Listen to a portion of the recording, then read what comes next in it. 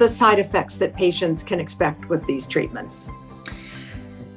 When patients get the treatment, so when they get the treatment on the day they get it, there can be an infusion reaction to the rituximab or antibody therapy. So the first treatment, that therapy is given very slowly and titrated up.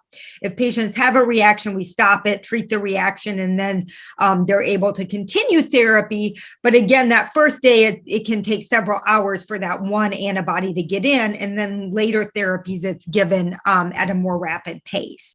So about 70% of people will react. It can be really almost anything. Some people get flushing. Some people will get a fever. Some people have shortness of breath, or their heart rate will go up. Okay. All right. Any other side effects? Yeah. So then the chemotherapy. So chemotherapy is meant to kill cells during the cell cycle. So cancer cells divide more rapidly. Chemotherapy is targeting them, but it also affects good cells in the body, specifically those that divide at a more rapid pace.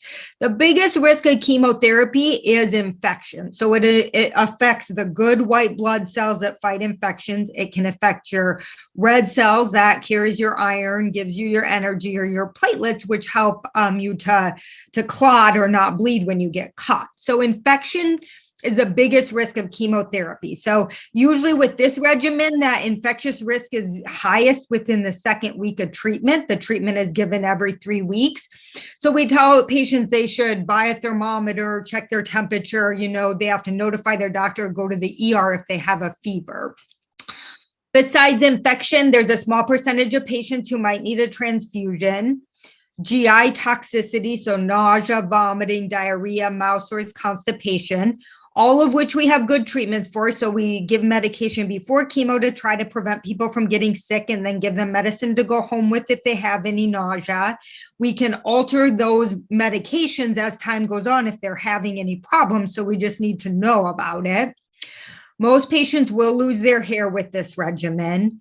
It can affect people's taste. It can make their skin more sensitive to the sun.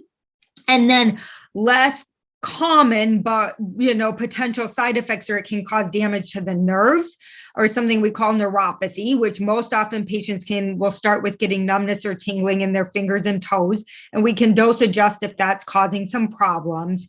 And then there's a risk to the heart with one of the drugs. So the heart can, a heart should pump like this. The heart pump function can go down. So we always check a patient's heart pump function before they get their chemo to make sure that they're not at higher risk for that to happen.